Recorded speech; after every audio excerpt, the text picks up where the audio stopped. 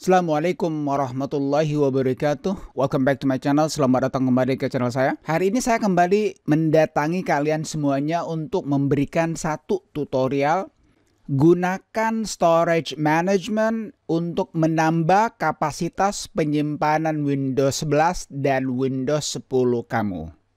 Kawan-kawan, tahukah kamu bahwa kamu bisa menambah kapasitas penyimpanan ya? Maksudnya bukan yang tadinya misalnya sisa 5 GB, kamu bisa menambahkannya menjadi mungkin 7 atau 8 GB. Mau tahu cara menggunakan storage management baik Windows 11 maupun Windows 10? Stick around, let's get started.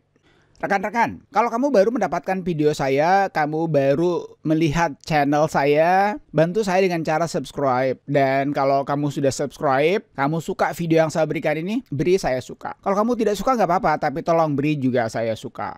Rekan-rekan sekalian, sekarang ya, kamu harus tahu bahwa dengan menggunakan storage management ini, kamu bisa menghemat, kamu bisa menambahkan ya kapasitas penyimpanan kamu ya. Jadi ingat loh, apabila kapasitas penyimpanan kamu terlalu besar dan kamu tidak pernah menghapusnya, maka secara tidak langsung itu bisa membuat Windows 11 kamu dan Windows 10 kamu itu jadi lalot. Nah sekarang mari kita masuk saja ke caranya ya. Jadi pertama-tama kamu pergi ke setting Windows logo plus I, ini setting teman-teman. Kalau kamu mendengarkan hujan, saya mohon maaf ya, kebetulan lagi hujan ini. Nah di sini teman-teman, kamu masuk kepada yang sistem ini ya, sistem yang pertama, kemudian kamu turun kepada storage yang ini. Di storage ini kamu langsung melihat ya storage management. Jadi manajemen penyimpanan. Di sini teman-teman jangan lupa ya. Ini storage sense-nya kamu on kan. Kenapa harus kamu on kan? Ya, kita buka ini.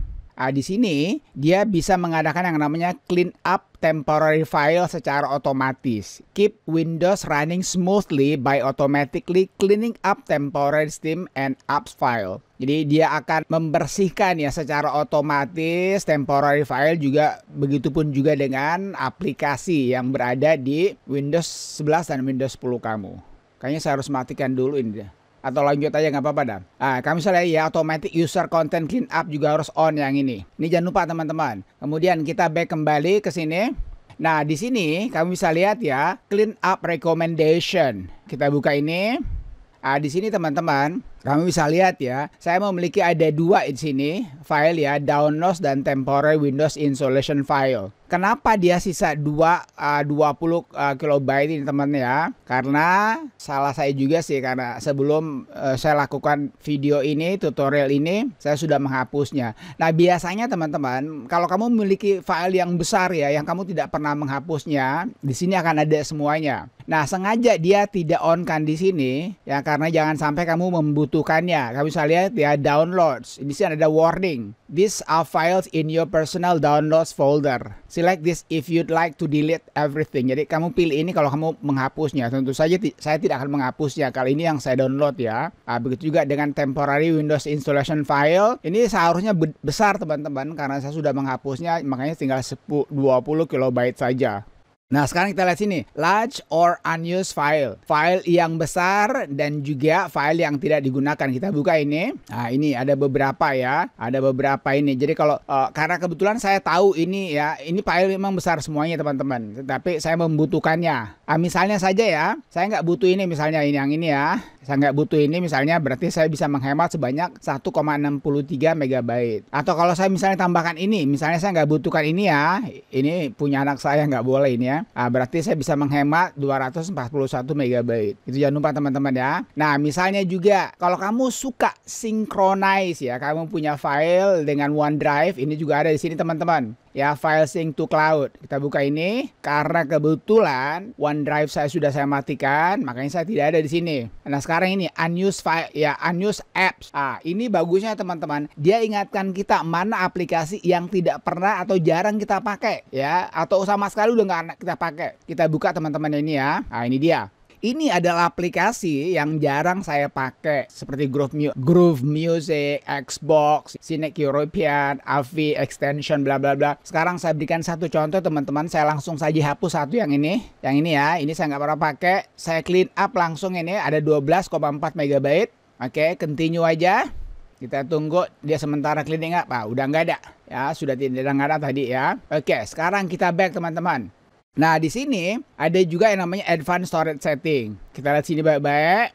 Di sini ada beberapa bagian. Tuh 2, 3, 4, 5, 6. Saya akan berikan yang penting-penting saja teman-teman ya. Lihat sini ya, storage use on other drives ya. Lihat sini. Nah, ini kita diberitahukan kita ya, misalnya ini sebanyak 100,2 yang free-nya, yang lokal DC saya, yang C saya ya. Lalu yang di saya sisa berapa? 55 GB free, lokal disk I 76,9 GB free. Lalu yang ini 1,3 terabyte free. Saya di sini ada dua jenis penyimpanan teman-teman, ada yang SSD dan ada yang HDD. Jadi SSD saya itu C, D, I dan ya C, D dan I. Sedangkan untuk hard disk saya itu di F. Kita kembali lagi, kita masuk kembali kepada advanced storage setting ini teman-teman.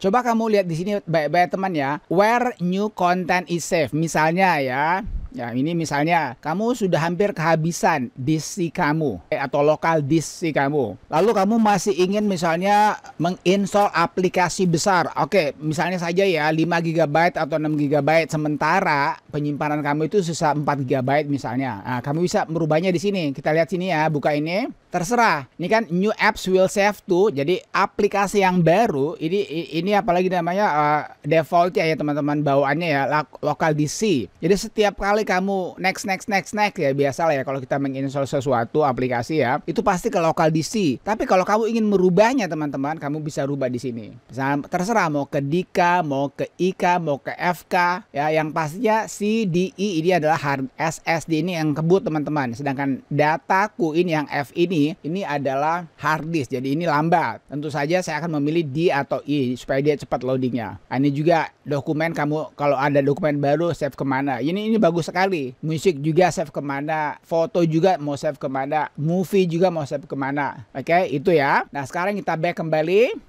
Kita masuk sini lagi. Nah, sekarang lihat sini ya, disk and volume teman-teman ya. Nah, ini ya, jadi volumenya ya. Kamu bisa lihat sini ya, dataku ini besarannya 2 terabyte ya. Sedangkan data ini besarnya itu 512 GB teman-teman. Jadi ini ada dua ya. Yang ini, yang di atas ini F ini adalah hard disk saya. Dia kapasitasnya itu 2 terabyte. Sedangkan yang data ini SSD, kapasitasnya itu 512 GB.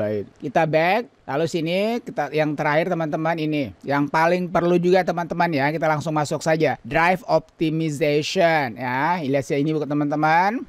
Nah, lihat sini ya. Kalau kamu ingin ya SSD kamu, hard disk kamu tetap lancar, kamu kalau bisa schedule ini teman-teman ya. Ini schedule saya on. Ini adalah trimming ya, dan atau juga retrim. Ya, trimming atau retrimming itu untuk membuat masa hidup atau lifespan kamu punya SSD itu lebih lama lagi, dan juga agar dia tidak mengalami yang namanya keterlambatan ketika kamu loading aplikasi kah, game kah, dan lain sebagainya. Nah, terakhir saya live stream itu di 5 hari yang lalu. Untuk contoh ini langsung kita optimize aja. Ya, sementara trim teman-teman, sudah selesai. Yang ini juga kita optimize. Oke, udah 0D ya. Yang terakhir ini, yang I, ini juga SSD kita optimize. Nah, udah selesai. Yang ini kosong ya, berarti dia baru-baru saja di optimize. Kita close. Jadi teman-teman, saya hanya ingin mengatakan kepada kalian bahwa kalau kalian ingin menambah kapasitas kalian punya lokal disk CK, DK atau IK atau mungkin F seperti saya yang memiliki 4 partisi ya, kamu sering-sering menuju kemari ya. Terutama ini ya, storage sense ini kamu hidupkan teman-teman. Alright, I guess that's it. Saya kira itu aja teman-teman ya. Gunakan storage management untuk menambah kapasitas penyimpanan Windows 11 dan Windows 10 kamu. Kalau kamu masih ada pertanyaan seputar storage management ini dan bagaimana cara untuk mengaturnya, kamu tanyakan saja di kolom komentar. Dan kalau kamu suka video saya, beri saya suka. Kalau kamu nggak suka nggak apa-apa, tapi tolong beri juga saya suka. Akhirnya, thank you for watching folks. Thank you for watching friends. Peace. Assalamualaikum warahmatullahi wabarakatuh.